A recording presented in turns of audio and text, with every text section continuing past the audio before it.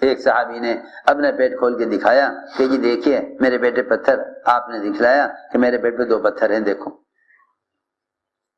عجیب خندق کا منظر تھا، پیٹ پر بھی پتھر، پیٹ پر بھی پتھر، خندق سے پتھر ڈھو رہے تھے پیٹ پر، اور فاقے کی وجہ سے آگے بھی پیٹ پر بھی پتھر، پیٹ پر بھی پتھر۔ سوچے تو صحیح، جب یہ حالات ہو گئے تو اللہ تعالی نے اس وقت دکھلایا کہ ایک ضرب مارنے پر کسرا کسرا کے محلات کا فتح ہونا نظر آ گیا۔ آپ نے فوراً صحابہ کو خبر کر دی۔ سنو تو صحیح، یہ تھوڑی ہے کہ بھئی تم حالات دیکھو اس زمانے میں کیا حالات ہیں اس وقت مسلمانوں کے۔ حالات میں حکم اور وعدے دیکھے جاتے ہیں، حالات میں حکم اور وعدے دیکھے جاتے ہیں۔ چنانچہ آپ ذرا اندازہ کریں کہ خندق میں ہر طرح سے حالات، دشمن کی کثرت،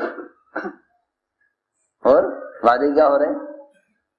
قیصر اور کسریٰ کے محلات کا فتح ہونا مجھے دکھلا دیا گیا۔ صحابہ نے عرض کیا یہ روشنی کیسی تھی؟ فرمایا ہاں اسی میں تو مجھے دکھلایا گیا ہے۔ تو جن کے دلوں میں شک ہوتا ہے نا، ان کا شک ایسے حالات میں اور بڑھتا ہے، شک ان کا ایسے حالات میں کا شک اور بڑھ جاتا ہے۔ تو منافقین نے کہا کہ ما وعد اللہ ورسول اللہ غرورا، ان کے سارے وعدے دھوکہ ہیں، کچھ نہیں ہوگا۔ کیوں؟ اس لیے کہ حالات تو ان کے ایسے ہیں، جو اللہ ان کے لیے قیصر و کسریٰ کے محلات کو فتح کرا رہے، وہ انہیں کھانے کے لیے کیوں نہیں دیتے؟ کم سے کم کھانے کو تو ملے۔ بھئی ایک آدمی یہ کہے کہ میں کروڑ پتی ہوں تو اسے پوچھا جائے گا تم بھوکے کیوں ہو؟ سمجھ آ رہی نا؟ ایک آدمی کیا کہے کہ جی میرے پاس اتنی زمینیں ہیں، اتنے محلات ہیں، اتنے قلعے ہیں، تو پوچھا جائے گا تو پھر آپ بھوکے کیوں ہیں؟ آپ کو خوف کیوں ہے؟ جی ہاں، ظاہر بات ہے، کون یقین کرے گا؟ سارے وعدے برے حالات میں کیے گئے۔ ہمیشہ دیکھو تم، میں نے ابھی سارا حدیبیہ کا واقعہ عرض کیا، حالات کتنے دب کر صدا کرنے کے ہو رہے، ساری شرطیں مان رہے غیروں کی، اور اللہ کہہ رہے ہم نے تمہیں فتح دے دی، کھلی فتح مل گئی آپ کو۔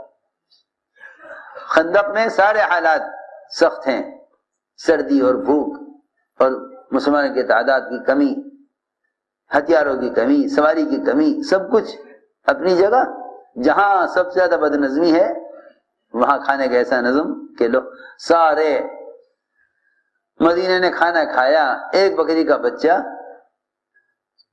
جسے 2 آدمی یا بہت سے بہت 3 آدمی کھا لیں بس، اور سارے مدینے کی دعوت جابر کے یہاں، کھانے میں ایسی برکت، اور قیصر کسریٰ کے محلات کے۔ تو منافقین نے کہا یہ وعدے دھوکہ ہیں، کچھ بھی نہیں ہوگا۔ میرے دوستوں، بزرگوں، عزیزوں، اپنی کیفیت کو تعلیم کے حلقوں میں صحابہ کی کیفیت کے مشابہ کیا کرو۔